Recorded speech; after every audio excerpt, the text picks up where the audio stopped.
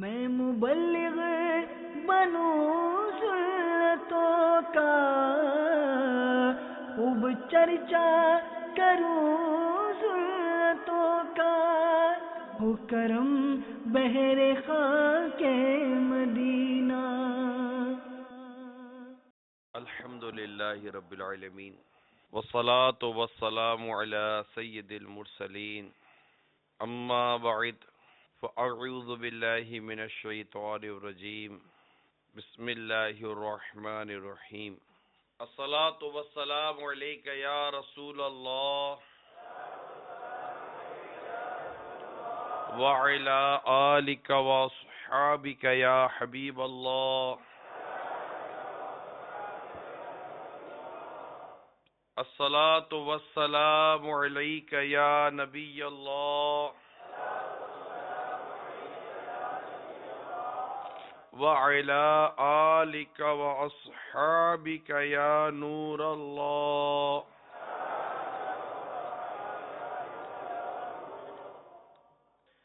فرمان مصطفیٰ صلی اللہ تعالی علیہ وآلہ وسلم ہے، مجھ پر کثرت سے درود پاک پڑھو، بے شک تمہارا مجھ پر درود پاک پڑھنا تمہارے گناہوں کے لیے مغفرت ہے۔ صلو علی الحبیب صلی اللہ تعالی علی محمد۔ میٹھے میٹھے اسلامی بھائیوں، مسلمان کی نیت اس کے عمل سے بہتر ہے۔ اچھی اچھی نیت کر لیجئے کہ اول تاخیر سنت و بر بیان میں شریک رہوں گا۔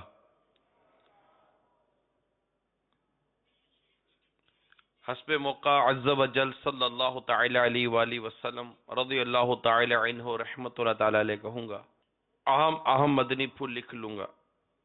میں بھی نیت کرتا ہوں الی کلمت الحق، یعنی اللہ تعالی کا کلمہ بلند کروں گا، نیکی کی دعوت دوں گا، برائی سے منع کروں گا، دعوت اسلامی کے جملہ مدنی کام بشمول مدنی قافلہ، مدنی انعامات وغیرہ کی رغبت بھی دلاؤں گا۔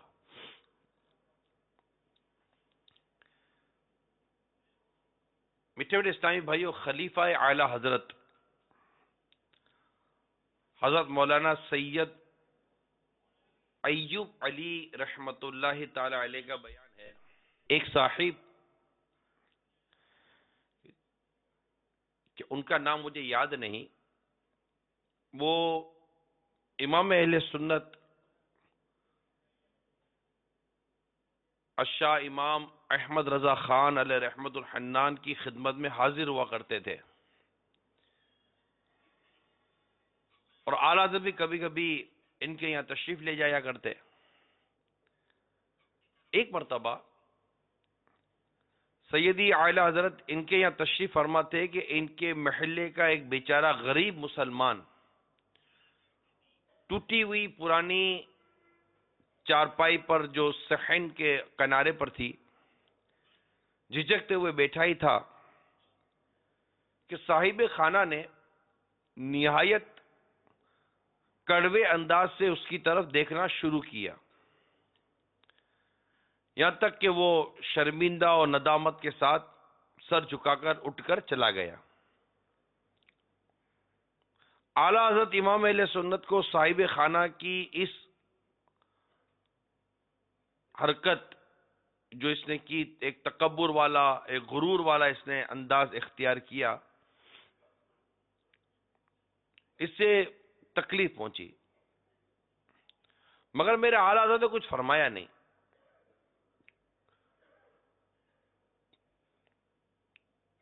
کچھ دنوں کے بعد وہ آپ کے یہاں آئے تو اعلیٰ حضرت امام اہل سنت نے اپنی چارپائی پر انہیں جگہ دی۔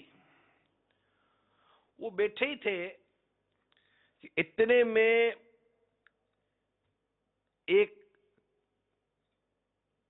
بال کاٹنے والا حجام، نائی، جس کو آج ہمارے ہیئر ڈریسر کہتے ہیں، اس کا نام تھا کریم بخش، وہ میرے اعلیٰ حضرت کا خط بنانے کے لیے حاضر ہوا۔ اب یہ اعلیٰ حضرت بھی بیٹھے تھے، وہ صاحب بھی بیٹھے ہوئے تھے جنہوں نے وہ انداز اختیار کیا تھا۔ اب یہ آئے تو اب یہ غور کرنے لگے میں بیٹھوں کہاں.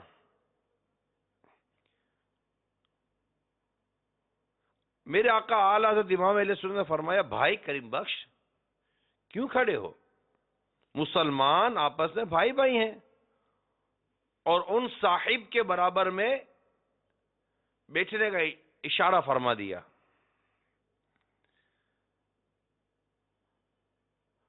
اب وہ جیسے ہی وہ اس صاحب کے برابر میں بیٹھے، اس کی نیچر تھا ایک عجیب، اس کی ایک عجیب طبیعت تھی، تو بیٹھتے ہی جیسے کہ اس کو وہ غصے کی کیفیت پیدا ہو گئی کہ یار یہ نائب حجام کہاں سے میرے برابر میں آ کے بیٹھ گیا.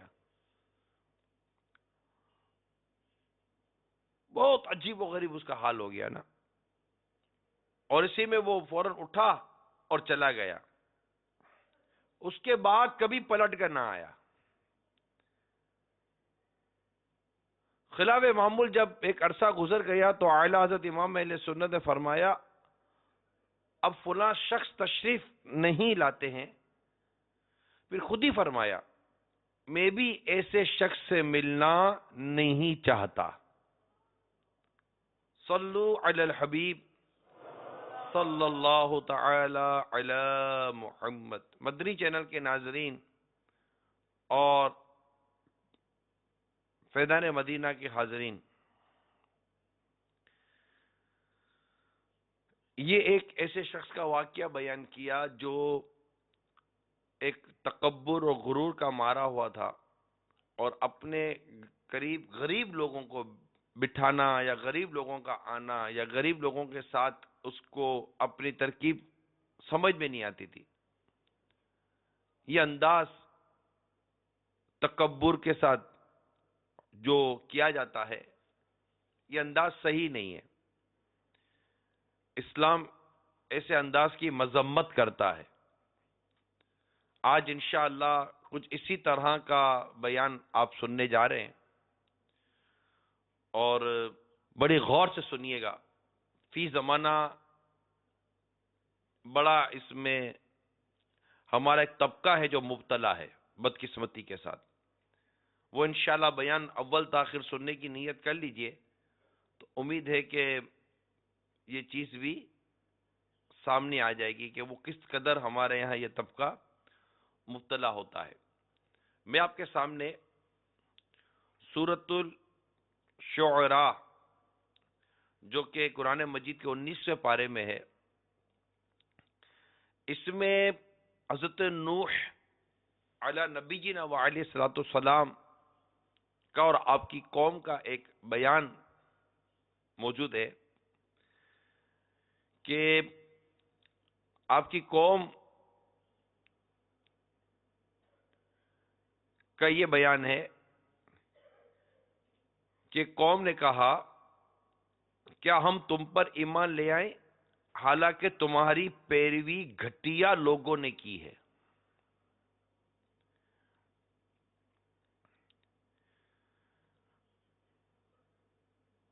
یعنی اس کی تفسیر غور سے سنیے کہ حضرت نوح علیہ السلام کی قوم نے جواب دیا کہ کیا ہم تم پر ایمان لے آئیں حالانکہ تمہاری پیروی ہماری قوم کے صرف گھٹیا لوگوں نے کی. جو بڑے لوگ کہلاتے نا ان لوگوں نے یہ جملہ کہا،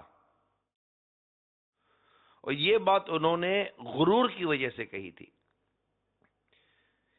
کیونکہ انہیں غریبوں کے پاس بیٹھنا گوارا نہ تھا، اور اس میں وہ اپنی قصر شان سمجھتے تھے کہ یہ ہماری شان کے خلاف ہے کہ ہم اس طرح کے لوگوں کے بیچ میں بیٹھے ہیں جن کا معاشرے میں کوئی اسٹیٹس نہیں ہے، معاشرے میں کوئی مقام نہیں ہے، غریب لوگ ہیں، اور ہم امیر لوگ ہیں، ہم بڑے لوگ ہیں، مشہور لوگ ہیں، سوسائٹی میں ہمارا ایک اسٹیٹس ہے، ہم ان غریب لوگوں کے ساتھ نہیں بیٹھ سکتے.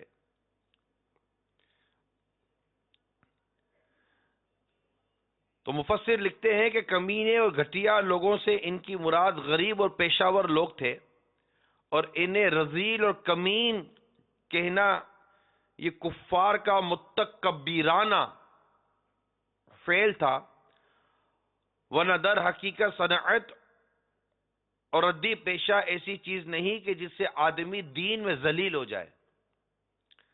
لکھتے ہیں مالداری اصل میں دینی مالداری ہے، اور نسب در اصل تقوی کا نسب ہے. فرماتے ہیں یہاں ایک مسئلہ یاد رہے کہ مومن کو گھٹیا کہنا جائز نہیں، خواہ وہ کتنا ہی محتاج اور نادار ہو یا وہ کسی بھی نسب کا ہو۔ تو اس سے جو معلوم ہوا وہ یہ نتیجہ نکلتا ہے کہ عزت و ذلت کا جو معیار ہے نا، یہ دولت کی کثرت نہیں ہے بلکہ دین و پرہیزگاری ہے۔ چنانچہ جس کے پاس دولت کا انبار ہے لیکن دین و پرہیزگاری نہ ہو تو وہ اللہ تبارک و تعالیٰ کی بارگاہ میں عزت والا نہیں ہے۔ اس کی بارگاہ میں ان کے مال و دولت کی حیثیت مچھر کے پر کے برابر بھی نہیں ہے۔ یہ ہر ایک کو یاد کرنا چاہیے۔ اگرچہ دنیاوی طور پر وہ کتنا ہی عزت دار شمار کیا جاتا ہو، اس طرح جو شخص غریب و نادار ہے لیکن دین اور پرہیزگاری کی دولت سے اگر وہ مالا مال ہے تو اللہ تبارک و تعالیٰ کی بارگاہ میں عزت والا ہے، اگرچہ دنیاوی طور پر اسے کوئی عزت داروں میں شمار نہ کرتا ہو اور لوگ اسے کمتر، حقیر اور ذلیل سمجھتے ہوں۔ اور یہاں پر میں قرآن مجید کی آیت کریمہ بیان کروں گا کہ اللہ تبارک و تعالیٰ قرآن پاک میں ارشاد فرماتا ہے، اے لوگو، ہم نے تمہیں ایک مرد اور ایک عورت سے پیدا کیا اور تمہیں قومیں اور قبیلے بنایا تاکہ تم آپس میں پہچان رکھو۔ بے شک اللہ کے یہاں تم میں عزت والے، زیادہ عزت والا وہ ہے جو تم میں زیادہ پرہیزگار ہے۔ بے شک اللہ جاننے والا، خبردار ہے۔ اب دیکھیں یہاں پر واضح طور پر فرمایا کہ ہم نے تمہیں ایک مرد اور ایک عورت سے پیدا کیا اور تمہیں جو قومیں اور قبیلے بنایا، کوئی اس قبیلے کا کوئی اس قوم کا ہے نا، ہمارے عموماً قومیں اور قبیلے کہلاتے ہیں۔ یہ اس لیے نہیں ہے کہ تم ایک دوسرے پر فخر کرو کہ میں فلاں قوم کا ہوں، بولے میں فلاں قوم کا ہوں، تو میں فلاں قبیلے کا ہوں، میں فلاں قبیلے کا ہوں۔ یہ تم آپس میں تفاخر کرنے، فخر کرنے اور تکبر کرنے کے لیے نہیں ہے، بلکہ اللہ تبارک و تعالیٰ فرماتا ہے وَجَعَلْنَاكُمْ شُعُوبًا وَقَبَائِلَ لِتَعَارَفُوا، کہ اور تمہیں قومیں اور قبیلے بنایا تاکہ تم آپس میں پہچان رکھو۔ یہ پہچان کے لیے اچھا یہ فلاں قوم کے، اچھا فلاں قوم کے ہیں، نہ کہ تم اپنی قوم پر، اپنے قبیلے پر ایک دوسرے کے اوپر فخر و تکبر کرو۔ حضرت جابر رضی اللہ تعالیٰ عنہ سے روایت ہے کہ نبی پاک صلی اللہ تعالی علیہ وآلہ وسلم نے ارشاد فرمایا، اے لوگوں، تمہارا رب ایک ہے اور تمہارے والد ایک ہیں۔ سن لو، کسی عربی کو عجمی پر، کسی عجمی کو عربی پر، کسی گورے کو کالے پر اور کسی کالے کو گورے پر کوئی فضیلت حاصل نہیں، البتہ جو پرہیزگار ہے وہ دوسروں سے افضل ہے۔ بے شک اللہ تعالیٰ کی بارگاہ میں تم میں سے زیادہ عزت والا وہ ہے جو تم میں زیادہ پرہیزگار ہے۔ یہ ابھی آپ کو میں نے ایک حدیث سنائی۔ تو اب قرآن مجید کی آیت کریمہ ہم نے سنی، سورہ حجرات کی، اور ابھی شعب الایمان کے حوالے سے آپ نے حدیث پاک بھی سنی کہ کسی عربی کو عجمی پر، کسی عجمی کو عربی پر۔ عجمی جو غیر عربی، جو عربی نہیں ہے وہ عجمی ہے۔ تو یہ عرب جو دنیا ہوگی اس کو بھی اس بات کو بار بار پڑھنا چاہیے کہ عربی ہونا یہ اپنی جگہ پر، عجمی ہونا اپنی جگہ پر، گورا ہونا اپنی جگہ پر، کالا ہونا اپنی جگہ پر ہے۔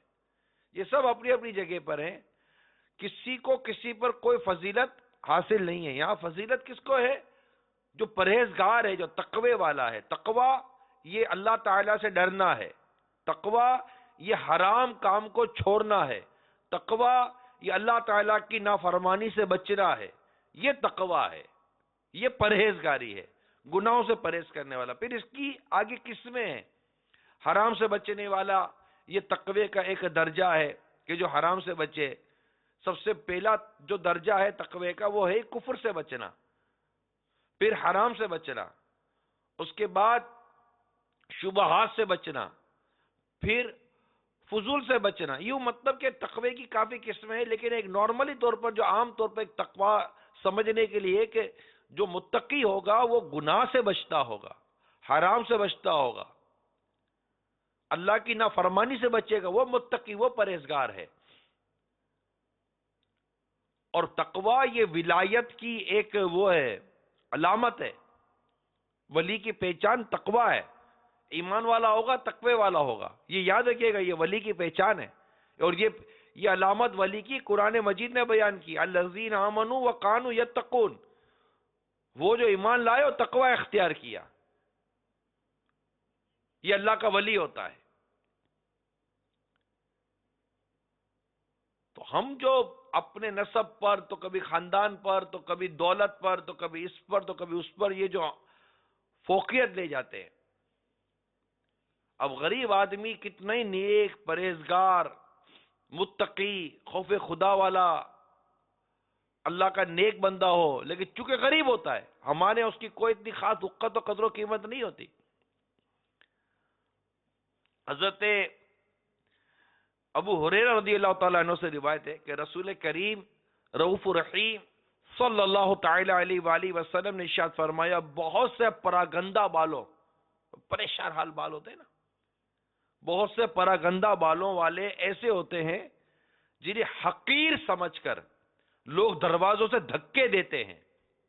ان کی پوزیشن یہ بتائی گئی کہ لوگ انہیں حقیر سمجھ کر دروازوں سے دھکے دیتے ہیں، لیکن اللہ تبارک و تعالی کی بارگاہ میں ان کا یہ مقام ہوتا ہے کہ اگر وہ کسی کام کے لیے قسم اٹھا لیں تو اللہ تعالیٰ ان کی قسم کو ضرور پورا فرما دیتا ہے۔ مگر افسوس ہے میٹھے میٹھے اس ٹائم بھائیو کہ ہمارے معاشرے میں بھی عزت کے قابل اسی کو سمجھا جاتا ہے جس کے پاس ٹھیک ٹھاک دولت ہو، سیٹ سا مشہور ہو، گاڑیاں ہوں، بنگلے ہوں، منصب ہوں، اگرچہ اس کے پاس یہ سب چیزیں چاہے وہ سود کے پیسے سے آئی ہوں، جوئے کے پیسے سے آئی ہوں، حرام کما کر آئی ہوں، کسی بھی حرام ذرائع سے وہ ڈنڈی مار کر لایا، ٹیکس میں چوری کر کر اس نے اپنی آمدنی بنائی، انڈر انوائس، اوور انوائس کر کے پتہ نہیں ہزار قسم کے وہ دھوکے دے کر، رشوتیں دے کر، نہ جانے کیا کیا الٹے سیدھے دھندے کر کر وہ پیسے والا بنا، دولت مند بنا، تو منصب والا بنا، تو یہ بنا وہ بنا، نہ جانے اس کی اس مالداری میں، اس کی شہرت میں، اس کی دولت میں کتنے غریبوں کا حق دبا ہوا ہے۔ اس سے کوئی کسی کو ہمارے یہاں بدقسمتی کے ساتھ معاشرے میں سروکار نہیں ہوتا۔ پیسے والا ہے تو منہ سے جیسے کہتے ہیں لال وہ ٹپکتا ہے، اور اس کو دیکھ دیکھ کر جیسے کہ بس وہ ارے پیسے والا، ارے پیسے والا، بہت پیسے والا، وہ پارٹی ہے، پارٹی ہے، پارٹی ہے۔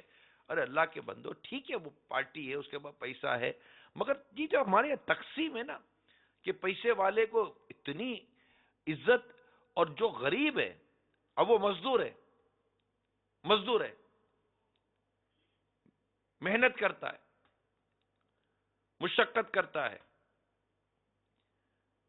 حلال روزی کماتا ہے، مگر معاشرے میں اس کو کیا وہ عزت ملے گی جو ایک مالدار کو مل رہی ہے؟ حالانکہ وہ نیک ہے، وہ پرہیزگار ہے، وہ غریب ہے، مزدوری کر کے کماتا ہے۔ تو مزدوری کرنا اور اس طرح کے مطلب روزگار اختیار کرنا، اس کے بارے میں میں نے ایک جگہ پڑھا، میٹھے میٹھے اسلام بھائیو بڑی غور سے سنیے گا، کہ بڑے بڑے نامور علماء اور فقہا کا جو تعلق ہے نا، جو اس طبقے سے تعلق رکھتے تھے، فقہا تھے، بڑے بڑے علماء تھے، ان کے کچھ روزگار کے بارے میں دیکھا تو لکھا تھا کہ امام بزاز، بڑے امام ہیں، یہ کپڑے بیچتے تھے، بزاز کپڑے بیچنے والے کو کہتے ہیں۔ امام خصاف یا خصاف، یہ جوتیوں کی مرمت فرماتے تھے، بہت بڑے امام۔ امام حداد، یہ لوہار تھے۔ امام غزالی علیہ رحمت اللہ الوالی رحمہ اللہ تعالی، یہ کپڑا بنتے تھے، اسی لیے ان کو غزالی کہتے ہیں۔ علامہ قدوری، یہ قدوری یہ فقہ کی بڑی مشہور کتاب ہے، متن فقہ پر معمور ہے، بڑے بڑے امام تھے قدوری، یہ مٹی کی ہانڈیاں بناتے تھے جسے قدوری کہتے ہیں. تو یہ اس طرح کے کئی پیشے ہمارے بزرگوں نے اختیار کی، جو وقت کے بہت بڑے امام تھے، وقت کے بہت بڑے فقہا تھے، بہت بڑے. اللہ تعالیٰ نے ان کو مقام و مرتبہ عطا فرمایا، لیکن ان کے اس مقام و مرتبے کو ان کے پیشوں پر نہیں تولا گیا. تو میٹھے میٹھے اسلامی بھائیوں، اللہ تبارک و تعالیٰ کی بارگاہ میں کون پرہیزگار ہے، کون عزت والا ہے، کون مقام والا، کون مرتبے والا ہے، اس کو سمجھنے کی ضرورت ہے. اور ہم یہ دیکھیں قرآن کس کو عزت والا، قرآن کس کو پرہیزگار، قرآن اللہ کی بارگاہ میں کس کے اللہ کی بارگاہ میں کون مقبول ہے، قرآن کس کے بارے میں بتاتا ہے؟ جو پرہیزگار ہے. یہاں مالدار ہونا نہ ہونے کی بات نہیں ہے. اگر وہ مالدار بھی ہے، راہ خدا میں خرچ بھی کرتا ہے، حلال روزی کماتا ہے، ٹھیک ہے، مسلمان ہے اور پرہیزگار بھی ہے، تو یہ کوئی اس کی تحقیر نہیں ہوتی کہ یہاں فرق کرنے کے لیے صرف میں وضاحت کر رہا ہوں. حضرت عثمان غنی رضی اللہ تعالیٰ عنہ کے بعد مال ہی مال تھا. سید عبد الرحمن بن عوف رضی اللہ تعالیٰ عنہ کے بعد مال ہی مال تھا، مگر یہ ایسے متقی تھے کہ یہ ان کی حلال روزی کا نوالا اگر کوئی کھا لے تو اس کو تقوی نصیب ہو جائے. ایسے تقوی والے تھے. مگر وہاں اس طرح کی چیز نہیں تھی نا. میں تو ہمارے یہاں جو آج کل کا جو ماحول ہے، پھر یہی طبقہ جس کے بارے میں ہم یہ سن رہے ہیں، یہ اس طبقے کے بارے میں بھی یہی ہے کہ یہ نہیں بیٹھتا. غریب آدمی کا یہ فرق کرتا ہے کہ جناب جہاں یہ سارے اسی طرح کے لوگ جمع ہوں گے تو ہی ہوگا. پارٹیوں میں جمع ہوتی ہیں، بیچارہ غریب آدمی وہاں کون جانے دے گا؟ اے غریب چل، لباس دیکھا ہے، انداز دیکھا ہے، ہٹا دیتے. ایک بزرگ رحمت اللہ تعالی علیہ ایک دعوت میں گئے اور فقیرانہ لباس تھا، لوگوں نے بھگا دیا، دعوت میں نہیں آنے دیا. دعوت تھی ان کو، کوئی بزرگ ایسے تھوڑی بھی کہ دعوت کے کہیں چلے جائیں گے، لیکن ان کا فقیرانہ انداز تھا، سادہ لباس تھا، تو چلے گئے، نہیں جانے دیا. پھر لباس بدل کر گئے تو لوگوں نے بڑی عزت سے اندر لے لیا. اب وہ ایک بڑا ایک ہٹکے لباس پہن کر گئے تھے. جب دعوت میں بیٹھے تو جو کھانا تھا وہ لباس پہ ڈالنے لگے. تو لوگوں نے حیرت سے کہا حضور یہ کیا کر رہے ہیں؟ کیا دعوت تو اس کی تھی، میری تھوڑی تھی، میں تو وہی ہوں.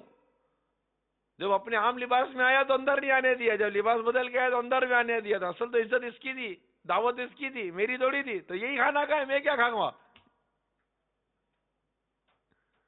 تو میلا کچیلا لباس یہاں مراد نہیں ہوتا کہ میلا لباس، گندا لباس، داغ دھبے والا لباس، تو جناب ادھر سے یوں گندگی، ادھر سے وہ اسلام صفائی پسند کرتا ہے، نفاست پسند کرتا ہے.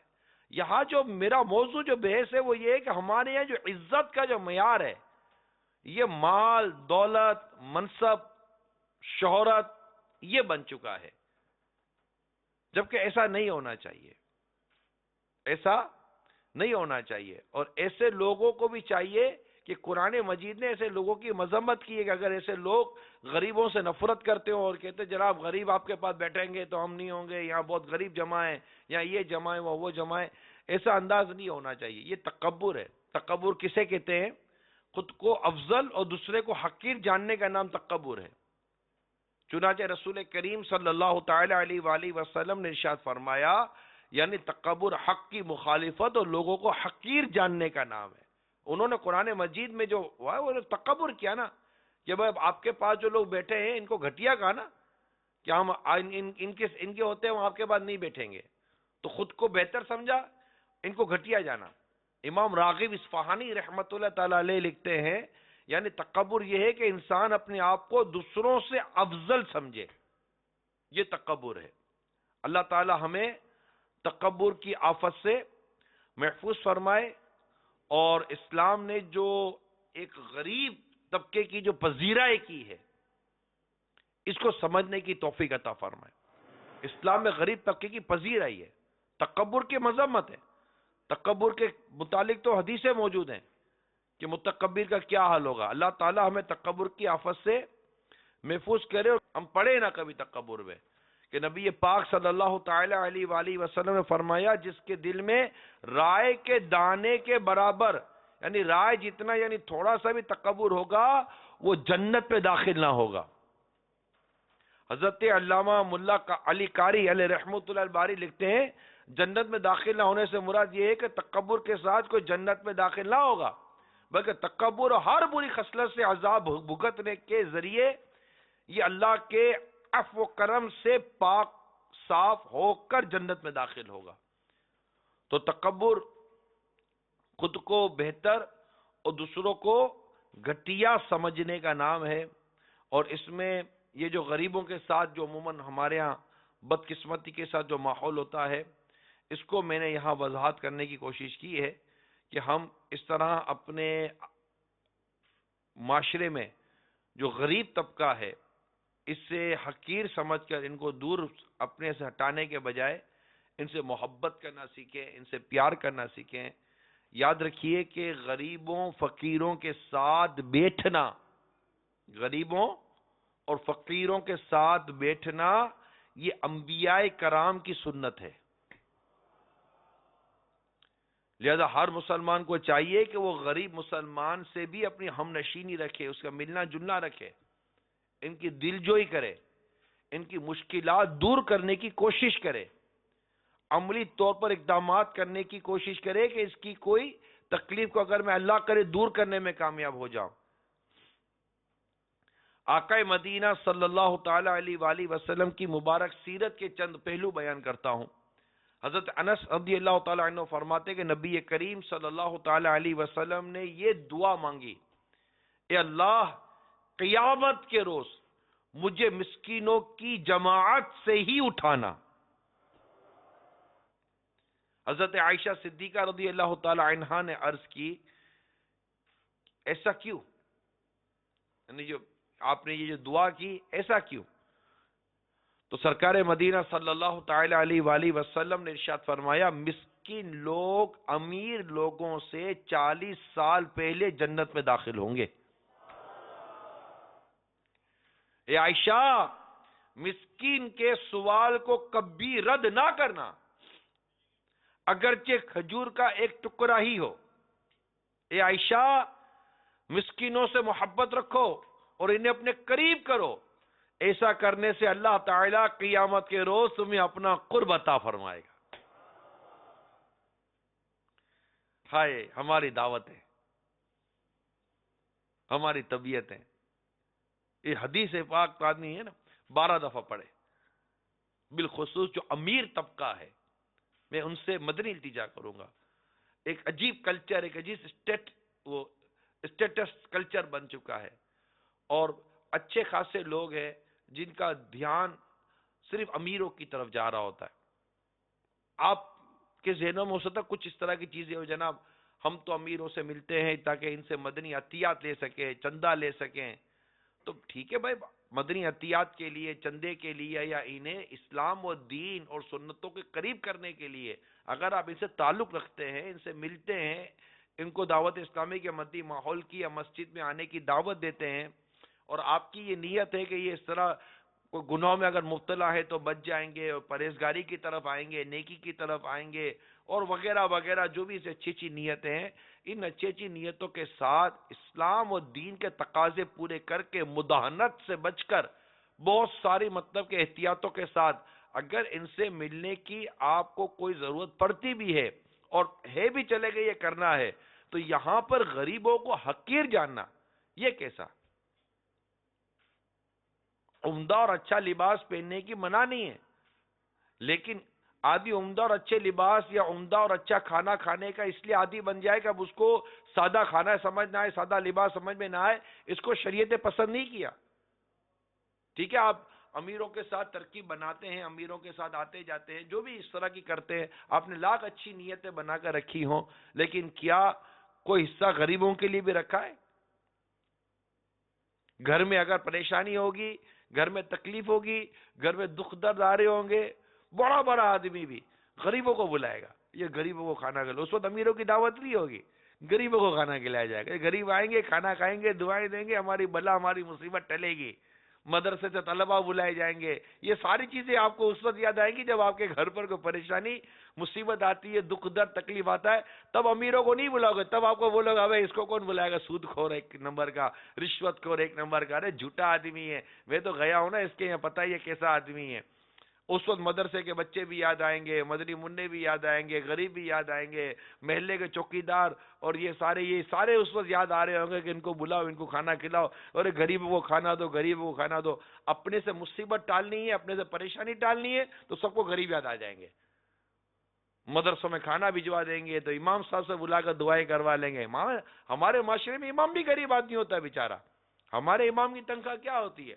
اللہ تعالیٰ وہ دن لائے کہ ہماری مسجد کے امام کی تنخواہ معاشرے کے سب سے بہتر کوالیفائڈ پرسن کی اور بہترین پروفیشنل پرسن کی جتنی تنخواہ ہوتی ہے, اتنی ہمارے یہاں مساجد میں امام جو اہل امام ہے اس کی تنخواہ اس کے برابر تو کم از کم کر دو, کہ وہ ہمیں وہ ڈیوٹی کا کتنا پابند ہے. 5 ٹائم نماز ہم کو مسجد میں پڑھاتا ہے, قرآن جانتا ہے, وہ ان میں قرآن کے حافظ ہے, ان میں علماء بھی ہوتے ہیں, مگر ان کی تنخواہیں نہ ہونے کے برابر. ہمارے معاشرے میں ہمارا جو مسجد کا امام جو طبقہ ہے یہ غریب, مؤذن اس سے غریب, خادم اس سے غریب. جو ہمارے محلے کی مسجد کی ذمہ داری جن کے ہے, نماز پڑھانے کی, مسجد میں خدمت کرنے کی, اذان دے کر بلانے کی, یہ ہمارے معاشرے کا غریب طبقہ ہے. اسے نارملی طور پر آدمی دعوتوں میں نہیں بلاتے کہ مسجد کے امام کو دعوت میں بلائیں گے تو بیچارے کو کوئی پوچھنے والا بھی نہیں ہوگا. امام صاحب کو دعا فاتحہ کے لیے بلایا پھر خلاص, ساری عزت, ساری محبت, ساری وہ جو اہمیت ہے وہ مالداروں کے لیے. یا کوئی یہ نہ سمجھے کہ مالداروں کے خلاف بیان ہو رہا, نہیں, جو وہ مالدار طبقہ جو غریبوں کو حقیر سمجھتا ہے ان کے پیشے کی وجہ سے کہ یار یہ مزدور ہے, یہ ہے, یہ ہے, یہ وہ ہے, اور جس نے عزت کا معیار پیشے بنا کر رکھا ہے, کاروبار بنا کر رکھا ہے, ان کا روزگار بنا کر رکھا ہے, اس کے تقوی و پرہیزگاری کی طرف وہ نظر نہیں کرتا اور ان کو حقیر جانتا ہے اور خود کو بہتر جانتا ہے, وہ تو تکبر کر رہا ہے. اس کی تو مذمت بیان ہو ہی رہا ہے, چاہے وہ ہم غریب کوئی کر رہا ہو یا امیر کر رہا ہو. جو تکبر کرے گا اس کی مذمت کی جائے گی. بھائی جس کی مذمت قرآن نے کی اس کی مذمت ہم کیوں نہیں کریں گے؟ تکبر تو شیطان نے کیا تھا, انا خیر منہ خلقتنی من نار وخلقتہ من طین, کہ میں اس سے بہتر ہوں. تو اللہ کرے کہ ہم ان غریبوں کے ساتھ, مسکین کے ساتھ, اس طرح کا جو ہمارے ہاں معاشرے میں یہ کچلا ہوا طبقہ کہلاتا ہے, ان کے ساتھ آپ اولیاء کرام, بڑے بڑے اولیاء کرام, ایون کا حقیقت ہے, خدا کی قسم کھا لوں میں جب سے دعوت اسلامی کے مدنی ماحول میں آیا ہوں, میں نے امیر اہل سنت کے ساتھ اسی طرح کے غریب طبقے کو ہی قریب دیکھا ہے. اور مجھے ایسا لگ رہا ہے واللہ عالم کہ یہ تقریباً جو اولیاء کرام اور اللہ کے نیک بندے جو گزرے نا, ان کا یہ انداز اسی طرح ہوگا, کیونکہ یہ سرکار صلی اللہ تعالی علیہ وسلم سے عشق و محبت کرنے والے اور سنتوں پر عمل کرنے والے ہیں. اور مطلب کہ عموماً اس طرح کے ماحول کے قریب بھی زیادہ تر غریب طبقہ آتا ہے. 12 ماہ غریب آدمی, 26 ماہ غریب آدمی, وقف مدینہ غریب آدمی ہوگا. آپ کو مساجد میں زیادہ تر وقت غریب آدمی دیتا ہوا نظر آ رہا ہوگا. یہ تو امیر آدمی کو خود سوچنا چاہیے. امیر بولے میرے پاس ٹائم نہیں ہے, میں کہتا ہوں ٹائم تو آپ کے ملازم کے پاس نہیں ہے سیٹ صاحب, آپ کے پاس تو ٹائم ہی ٹائم ہے, آپ کے پاس تو بہت ٹائم ہے. آپ کے پاس جم خانے جانے کا ٹائم ہے, آپ کے پاس ٹینس کھیلنے کا ٹائم ہے, آپ کے پاس 3 گھنٹوں دعوتوں میں جانے کا ٹائم ہے. بس ایک پرابلم ہے کہ اگر میں اپنے آپ کو فارغ ثابت کر دوں گا کہ میں فارغ رہتا ہوں, اتنا مصروف نہیں ہوں, تو آپ کا اسٹیٹس افیکٹڈ ہو جائے گا. میں نہیں کہتا سب ایسے ہیں, مگر ایسا ماحول ہے, یہ میں نہیں سمجھتا کوئی مجھے اس کا انکار کرے. ایسا ماحول ہے. اللہ تعالیٰ کے نیک بندے بھی ہیں, بھلے پیسہ ہے ان کے پاس, دولت ہے ان کے پاس, ماشاءاللہ ان کی طبیعتوں میں فرق بھی دیکھا ہے, لیکن میں ان تمام اس طرح کے طبقے والے کو کہوں گا کہ غریبوں کے ساتھ میل جول رکھنے کی عادت پیدا کریں, اور غریب کو چاہیے کہ امیر سے حسد نہ کرے, امیر کو چاہیے کہ غریب کے ساتھ تکبر نہ کرے. یہ دونوں چیزوں سے بچنا پڑے گا. سرکار مدینہ صلی اللہ تعالی علیہ وآلہ وسلم نے ارشاد فرمایا, اگر تم مجھے ڈھونڈنا چاہو تو مجھے اپنے کمزور اور غریب لوگوں میں تلاش کرو, کیونکہ تمہیں کمزور اور غریب لوگوں کے سبب رزق دیا جاتا ہے اور تمہاری مدد کی جاتی ہے۔ حضرت ابو ذر رضی اللہ تعالی عنہ سے روایت ہے کہ رسول کریم صلی اللہ تعالی علیہ وآلہ وسلم نے ارشاد فرمایا، یہ غلام تمہارے بھائی اور خادم ہیں، اللہ تعالیٰ نے انہیں تمہارے ماتحت کر دیا ہے، تو جس شخص کے ماتحت اس کا بھائی ہو، اس سے وہ چیز کھلائے جسے خود کھاتا ہو، وہ لباس پہنائے جسے خود پہنتا ہو، اور تم انہیں ایسے کام پر مجبور نہ کرو جو ان کے لیے دشوار ہو، اور اگر انہیں ایسے کام کے لیے کہو تو اس میں ان کی مدد کرو۔ تو اس طرح کئی روایتیں آپ کو ملیں گی جس میں غریبوں، مسکینوں، محتاجوں، پریشان حالوں کے حوالے سے کافی ترغیب دی گئی ہے اور سمجھایا گیا ہے، ان کے ساتھ حسن سلوک کا سمجھایا گیا ہے۔ آقا مدینہ صلی اللہ تعالی علیہ وآلہ وسلم کے انداز مبارک کے قربان جائیں، سرکار صلی اللہ تعالی علیہ وآلہ وسلم مسکینوں کی عیادت فرماتے، فقیروں کے پاس بیٹھتے، اور کوئی غلام بھی دعوت دیتا تو اسے قبول فرما لیتے۔ حضرت علامہ عبدالحق محدث دہلوی رحمۃ اللہ تعالی علیہ فرماتے ہیں، جب سرکار مدینہ صلی اللہ تعالی علیہ وسلم کسی محتاج کو ملاحظہ فرماتے تو اپنا کھانا پینا تک اٹھا کر اسے عنایت فرما دیتے تھے،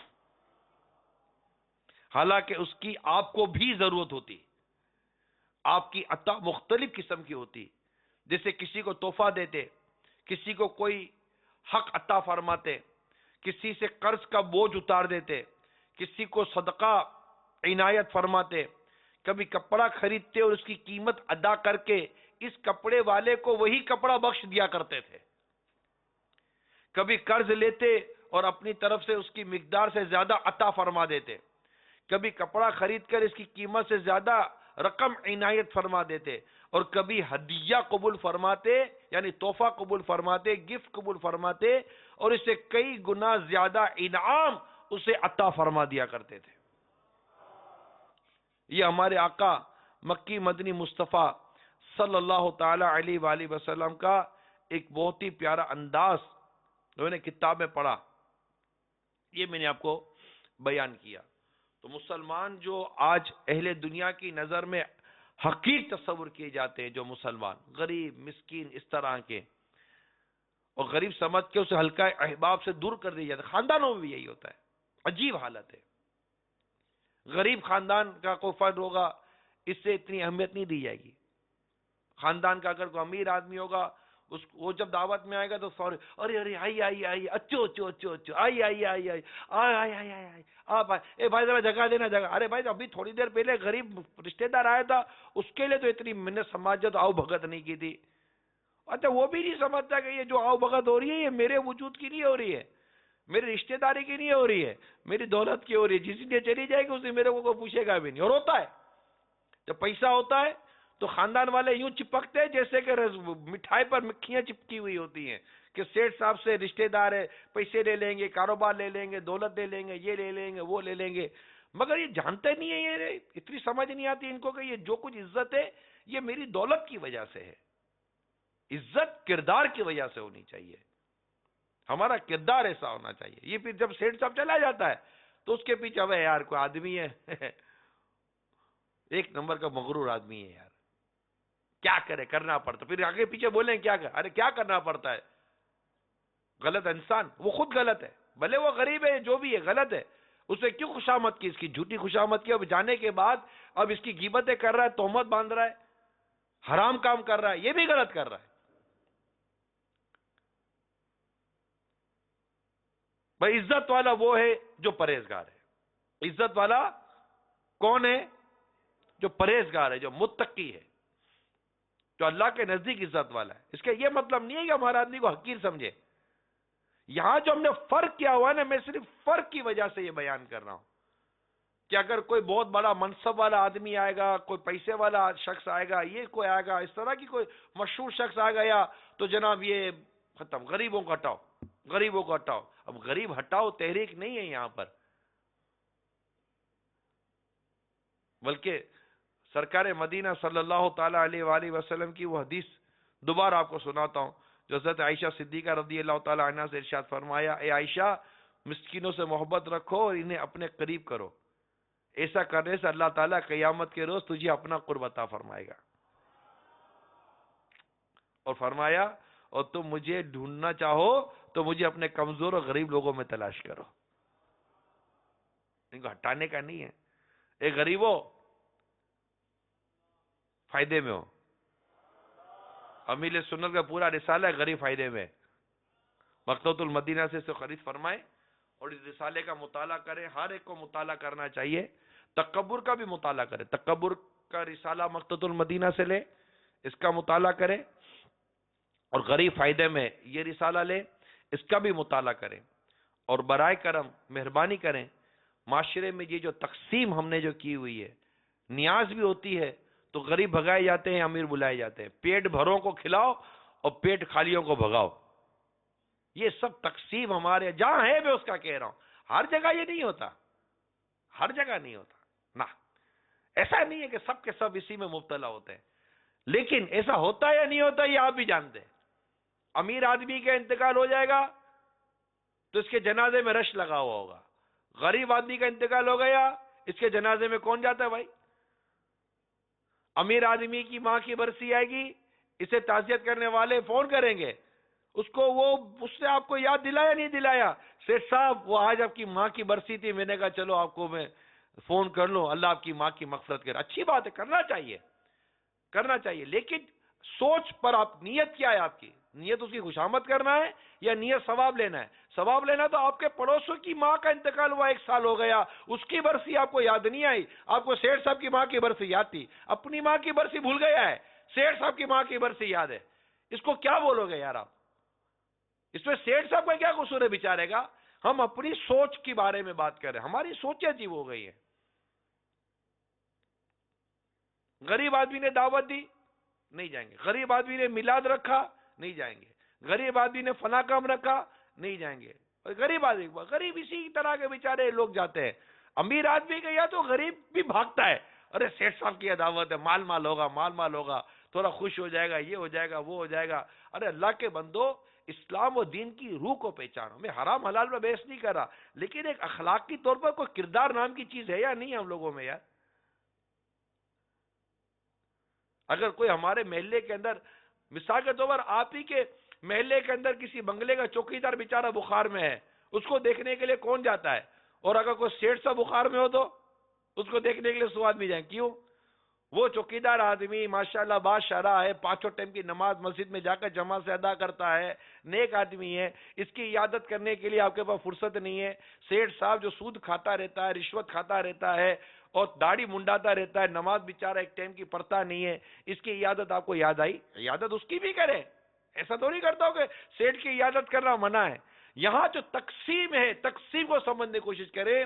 ہم نے عزت کا معیار مال دولت منصب اور شہرت کو بنایا ہوا ہے. عزت کا معیار نیکی اور پرہیزگاری ہے. اس کا غریب ہونا, اس کا مزدور ہونا, اس کا اس طرح کے پیشوں میں لگے رہنا اور رزق حلال کمانا اور تقوی پرہیزگاری اختیار کر کے رکھنا, دین کا ایک دینداری ہونا اس کے اندر, پرہیزگاری دینداری اور سنتوں کا وہ پیکر ہے. بھلے نہ غریب ہے تو کیا ہوا, عزت والا ہے یار, وہ عزت والا ہے, اس کو عزت دینی, اس کے ساتھ بیٹھنا چاہیے اللہ کی رضا کے لیے. تو نہ میں یہ کہتا ہوں کہ ان کو حقیر جانو کہ جناب نہیں نہیں یار یہ صحیح کہہ رہا ہے, غریب تو امیر تو یوں, امیر تو یوں, امیر تو یوں. بیلنس پیدا کرے معاشرے میں. ہمارا معاشرہ ڈس بیلنس ہے, بالکل غیر متوازن, توازن بالکل بگڑ چکا ہے. تو جو غریبوں کے فضائل, مسکینوں کے فضائل اور اس طرح جو فضائل کتابوں میں لکھے ہیں, ان فضائلوں کو نہیں پڑھیں گے تو پھر حال یہی ہوگا. سرکار مدینہ صلی اللہ تعالی علیہ وآلہ وسلم کا فرمان سنیے. جہنم و جنت میں مباحثہ, بحث جس کو کہتے ہیں, ہوا تو جہنم نے کہا مجھے ظالم و متکبر لوگوں کے ساتھ فضیلت دی گئی. جہنم نے کیا کہا؟ مجھے ظالم متکبر لوگوں کے ساتھ فضیلت دی گئی ہے. جنت نے کہا مجھے کیا ہوا کہ مجھ میں صرف کمزور و لاچار اور عاجز لوگ داخل ہوں گے. تو اللہ تبارک و تعالی نے جنت سے فرمایا, جنت تو میری رحمت ہے، میں اپنے بندوں میں سے جس پر چاہوں گا تیرے ذریعے رحم فرماؤں گا. اور دوزخ سے فرمایا اے جہنم تو میرا عذاب ہے، میں اپنے بندوں میں سے جسے چاہوں گا تیرے ذریعے عذاب دوں گا. تو ظلم و تکبر کرنے والے یہ غور کر لیں یہ کیا کر رہے ہیں. تکبر کی بہت ساری قسمیں ہیں، تکبر کی بہت ساری علامتیں ہیں جسے رسالہ تکبر میں دیکھا جا سکتا ہے. اور نہ جانے ہم خود کتنی چیزوں میں ہو سکتا اللہ نہ کرے تکبر کا شکار ہوں اور عاجزی سے آ رہی ہوں. تو عاجزی، کمزور، لاچاری، یہ بہت ساری چیزیں ہوتی ہیں جو اچھی بھی ہوتی ہیں. حضرت سیدنا علامہ علی بن سلطان محمد قاری رحمت اللہ تعالی علیہ اس حدیث پاک میں موجود لفظ ضعفاء کی وضاحت کرتے ہوئے فرماتے ہیں یہاں کمزوروں سے مراد وہ مسلمان ہیں جو مالی اور جسمانی طور پر کمزور ہیں. اللہ تبارک و تعالی ہم سب کے حال زار پر رحم فرمائے اور ہم سب کو اسلام و دین کے ان اہم اصولوں اور بیان کو سمجھنے کی توفیق عطا فرمائے. حضرت سیدنا عبداللہ بن عمر رضی اللہ تعالی عنہ سے روایت ہے سرکار مدینہ صلی اللہ تعالی علیہ وسلم کا فرمان جنت نشان ہے، یعنی میں نے جب جنت کو ملاحظہ کیا تو دیکھا کہ جنتیوں میں اکثر تعداد فقراء یعنی غریب لوگوں کی ہے. تو غریب فائدے میں ہوا نا؟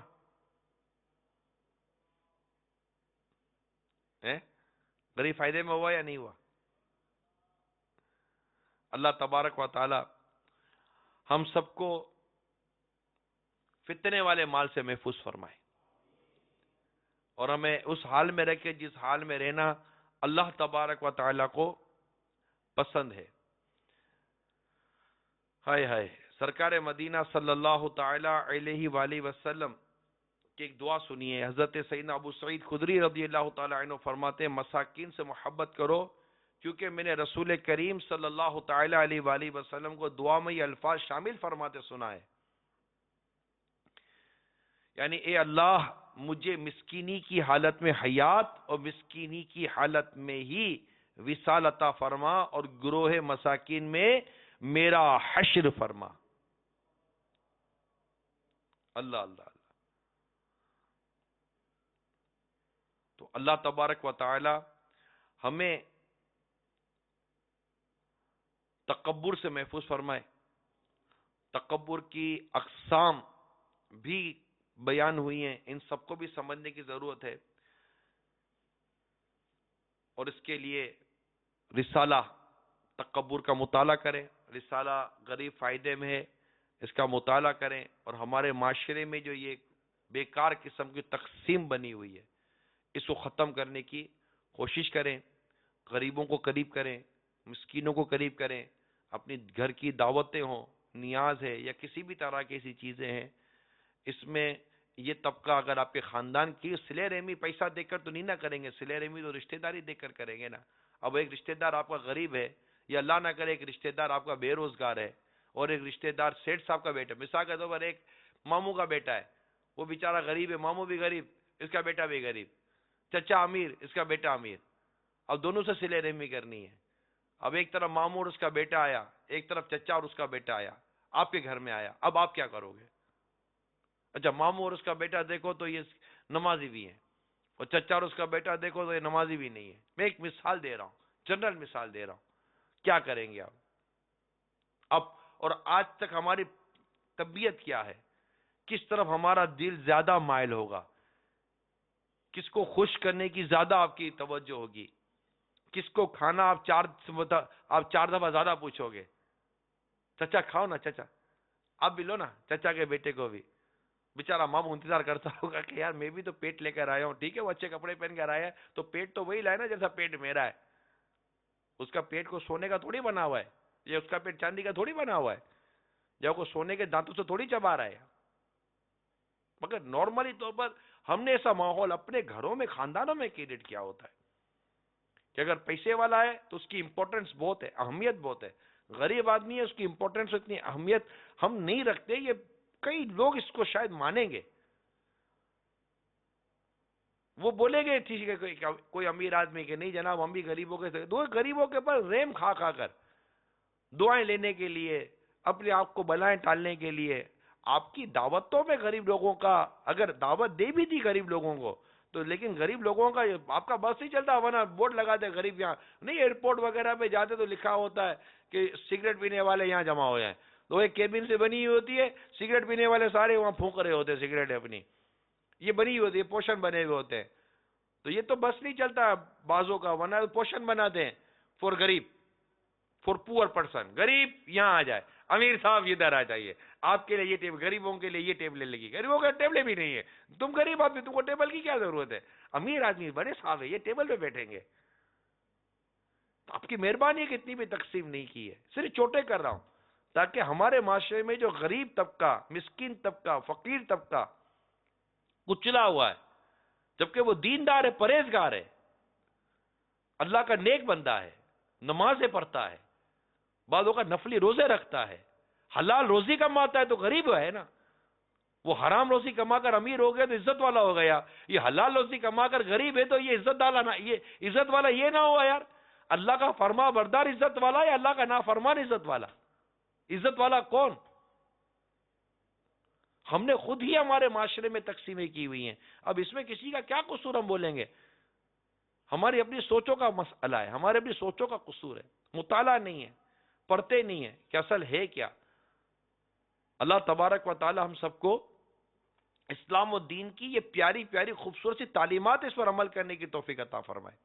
ورنہ دنیا بھر کا بڑا عجیب ماحول ہے، بہت عجیب ماحول ہے. غریب احساس کمتری کا شکار ہو جاتا ہے.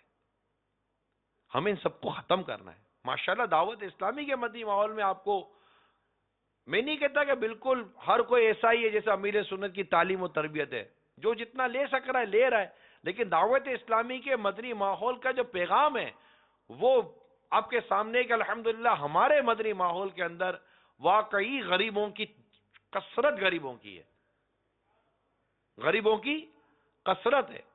لوگوں کو لگتا ہوگا کہ ان میں ہیں امیر لوگ بھی، اس طرح کے بعض افراد بھی کئی افراد ہوتے ہیں دے ہی رہے ہوتے ہیں، یہ چندہ بھی دیتے ہیں نا، یہ اللہ کی راہ میں دیتے بھی ہیں، تو ایسا نہیں کہ نہیں ہے، لیکن اکثریت غریبوں کی ہے دعوت اسلامی کے مدنی ماحول میں. اور ماشاءاللہ یہ کہوں گا میں کہ یہی وہ غریب طبقہ ہے جو دعوت اسلامی کو اپنا وقت اور اپنی جان کے ساتھ زیادہ لے کر چلتا ہے. یہ 3 دن کے تربیتی اجتماع میں زیادہ تر غریب آتے ہیں. امیر کرایہ دے دے گا جاؤ، کیونکہ اس کے پاؤں میں نوٹوں کی دولت کی بیڑیاں ہیں. لیکن وہ ایک عجیب نفسیاتی اثر ہے.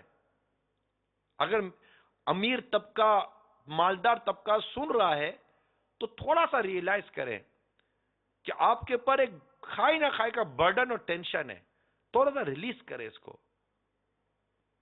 I know you have a lot of time. بہت ٹائم ہے.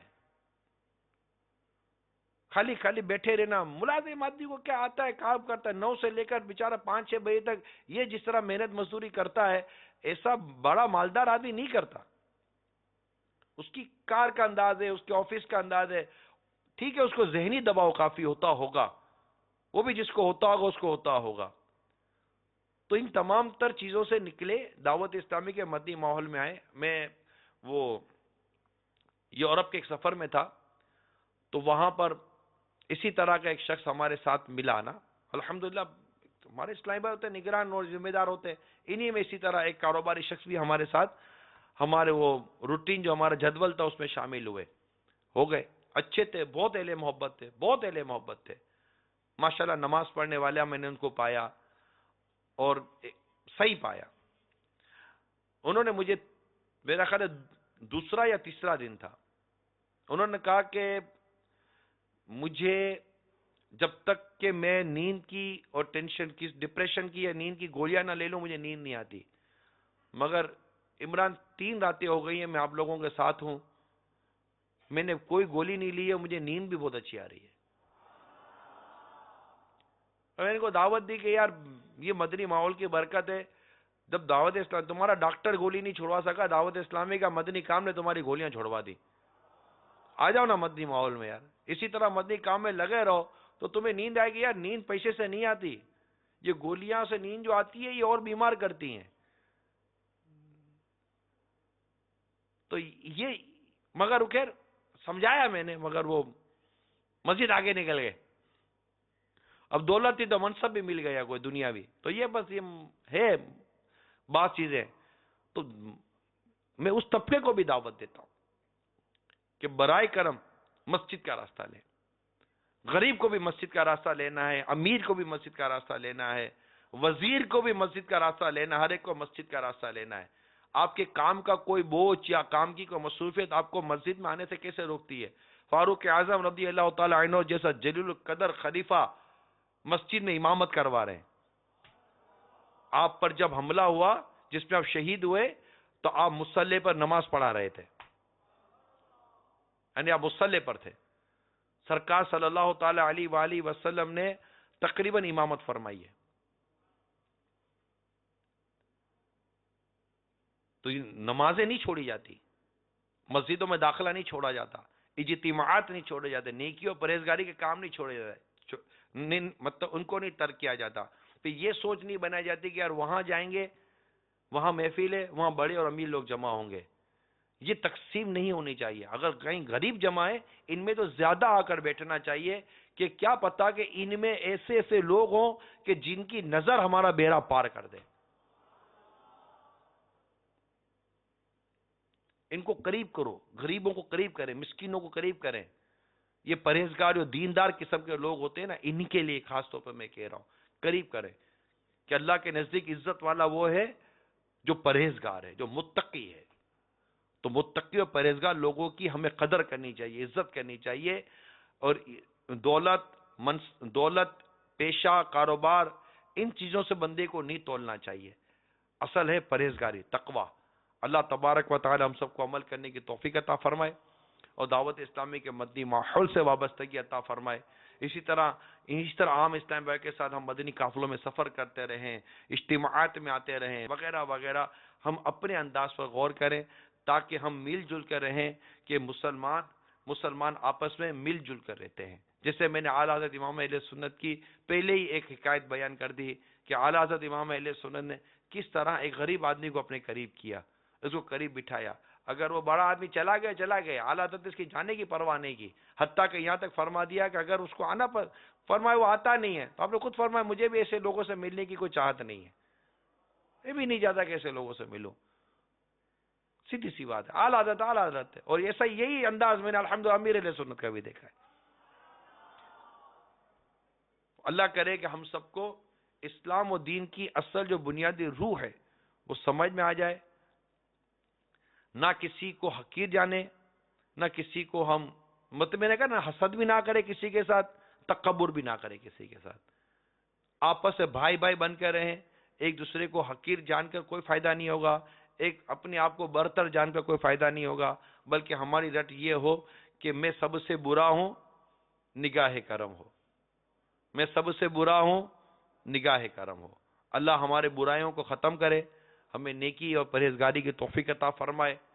آمین بجاہ نبی جی الامین صلی اللہ تعالی علیہ وآلہ وسلم. میں مبلغ بنوں سنتوں کا، خوب چرچا کروں سنتوں کا، ہو کرم بہر خاک